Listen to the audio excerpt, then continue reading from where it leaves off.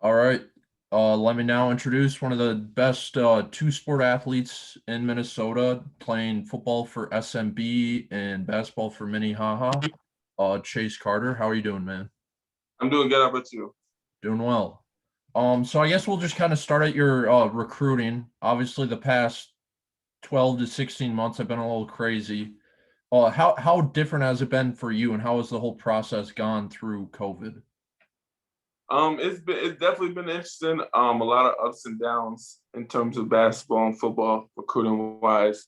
Obviously, basketball. I came out the gate at a young age with some really good offers, and kind of went down a little bit during COVID and stuff like that. And then going to Minnehaha, not playing as much my sophomore year and stuff like that. So definitely some ups and downs, and stuff is starting to pick back up a lot, especially in the basketball end. And then I think the same with football. It seemed like it was quiet. A lot of people make wonder like how I got Power Five offers from not having no offers. So I'd say definitely ups and downs. Kind of just laying low, working out, trusting the process. It's been the biggest thing for me during this whole quarantine, and just knowing that when it comes to the end of it, that'll be in the right situation. Yeah, definitely. So obviously you haven't picked a school yet, but someone like me, obviously, I'm not playing a sport in college, and I'm choosing a school more on like the location and like the schooling and stuff. But you're obviously have a career to think about in athletic department. So when you're picking a school, how do you kind of like balance where the school is and like their academics and stuff compared to their athletics? For me, I would say academic wise and stuff like that. I feel like uh, all the schools that are recruiting me, it'll put me in a situation to succeed in what I want to do. I've kind of talked to my parents and stuff like that, and about majors and what I want to do past sports. Because at the end of the day, you can't play sports forever. Like obviously, I'm gonna have to have a regular life. And so I'd say I tend not obviously going somewhere with warm weather, being somewhere tropical would be nice, but picking somewhere where I feel like I can call home for 4 years, 3, 4 years, for however long I'm there, whether I stay there for good. Um, I say picking somewhere where I think is gonna grow me the most on and off the court of the field. I'd say that's probably how I'll pick my college. Yeah, that's good to hear. So you mentioned your parents. Your dad obviously played at the U for the Gophers, played basketball there. How kind of helpful has it been having obviously a father during the process that's been through the whole recruiting and knows so much about the landscape, I guess, of high school sports and college? It's probably been the most important thing. I think I'd be at a lot worse position right now if I didn't have him behind me and guiding me and helping me with a lot of situation, a lot of decisions that I make. It kind of in times it gets annoying because he's obviously going to be my biggest critic, and he's going to tell me what I got to do in this. He's not just going to tell me I'm the best at this, I'm the best at, and that I'm just this best person because I have offers and stuff like that. It's a constant grind, I'd say. And I think him just being in my ear, telling me about schools and picking schools. Obviously, he had offers from Kansas and Duke and schools like that, and he chose Minnesota. And that's not normal for most people. But at the end of the day, he told me it was always about going somewhere where you're wanted, not where you want. That's probably the biggest thing that he's told me ever that stuck with me.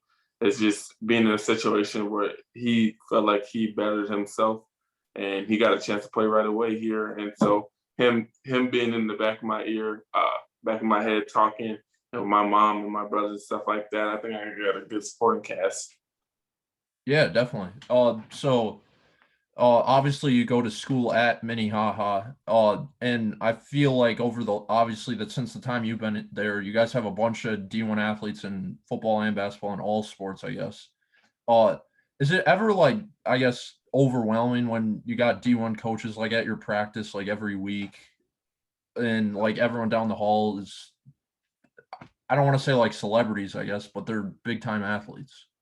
Yeah, at first when I first transferred to me, it was definitely different. Beginning of my junior year last year, I'm coming to school, come from a small school like Maranatha, where you're I'm treated differently because I'm this. big thing there to come to Minnehaha. And I'm walking around the halls and I see Jalen Suggs and I see Chet Holmgren and Terry Lockett, Caden, Prince, Don, all these people. So it kind of balances out because there's so many like people there and who are actually good. And there's a lot of people there who are talented that don't get a lot of recognition because of those bigger names and stuff like that. There's a lot of people there who actually are really good sports or in camera, film. There's a lot of people that are really talented at at Minnehaha. So I would say I tend now it's more normal to me because they become friends to me. So now it's like when I look at them, I just see them as a friend. I don't really see them as the name. But when I first came in, it was kind of it was like starstruck. It's like I really go to school with these people every day, and I get to talk to them. Yeah, that makes sense. So kind of back to obviously you played football and basketball at a high level. Uh, there's been a few guys who played both at the second level. Have you ever thought of doing that, or do you think you're ultimately going to pick one whenever you? Um, it's definitely been a thought. I've definitely thought about playing both. Talking to some schools about playing both if that's something that I would really want to do. Especially a lot of football schools, they would love me to play both because it's just something to do, working out, building my body and stuff like that. Talking to Michigan State, they were a school who said if I really wanted to, I could play basketball there as well and stuff like that. So it's definitely a possibility. I'm gonna sit down at the end of this AAU summer and beginning of the fall and really sit down with my dad and make the decision on not only the school but what sport and stuff like that. Because obviously it's gonna be a hard decision. I've been playing both these sports since I was a little kid, and now it seems like time's running up, and it's time to make a decision pretty soon. Yeah, definitely. Um, you obviously play on the defensive line for football, and you're kind of a forward on the wing for basketball. Are there any guys at the next level, and I guess either sport that you like to watch and pick their game? Basketball wise, I'd say one of my favorite players is probably Draymond Green.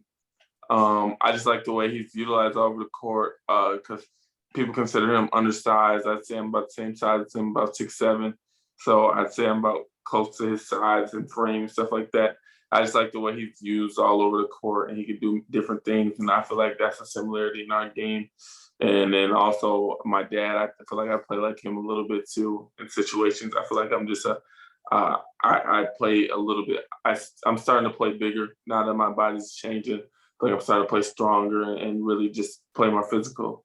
And then football wise, I like to watch a lot of people. I wouldn't say my favorite player is probably Chase Young. Ever since I found out he had my name, it just became my favorite player from jump. So I'm always going to support Washington now. Just until he leaves, I'll be a fan of them.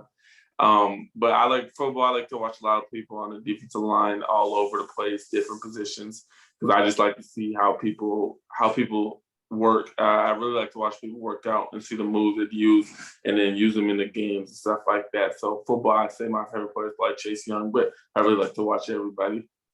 Yeah, definitely. So you've played in a lot of big games. Obviously, you last year you played against Sierra Canyon at the Target Center. You played in a state basketball championship, state football championship. Is there any moment, I guess, throughout your athletic career where you're like, wow, like this is like the big time? I'd say there's definitely a couple. Football state championship, even the games before leading up. I'd say the biggest moment in my career is probably the game against Benil St. Margaret. We put Benil St. Margaret in the section championship, and that's probably the most people I've ever seen at a football game ever. There was probably about 4,000 people there at a football game, and it was really packed. People all over the field, and just looking around, even in the state championship, although we lost, looking at the state championship, and then in basketball, even though with COVID there wasn't as many people there, just looking up, it really makes you like thankful, and it sometimes it really shocks you being on that court and on the Vikings field and Timberwolves court. It makes you think like, dang, like this is something that I want to get to one day where this is not just a one-time thing. This is an everyday type thing. So I would say there's a lot of moments like that, especially going to be high. There's always going to be eyes on you. So you kind of got to get past it and remember to play your game and not do too much for the cameras and stuff like that. Yeah. So last question I'll get you out on here. You've had obviously a lot of really good teammates, but like you said, Jalen Suggs and Chet Holmgren are probably two of the bigger names. If both of them played a one-on-one game up to like 11, who do you think would win? That's tough. That's tough. I'd say I'd say Jalen got him. I'd say Jalen got him right now. Jalen's always been big bro to everybody. At the end of the day, we're all brothers and stuff like that. But Jalen's been playing with Chet since he was third grade, fourth grade. So Jalen kind of had Chet a little bit more figured out than a lot of the world, and it's not easy to figure out Chet. Trust me, I practice against him every day, knowing angles and how to get the ball up to the hoop without it getting blocked. I'd say Jalen's probably been around the most, so he studies his game the most. So I'd say Jalen has him just because of that quickness. And then Jalen also competes. He doesn't like to lose in anything in practice and stuff like that. So I'd say in a game to 11, he'd probably beat Chet. Yeah. All right. Well, this has been awesome. I appreciate you taking the time again, and I guess good luck with the rest of your high school career and beyond. Thank you.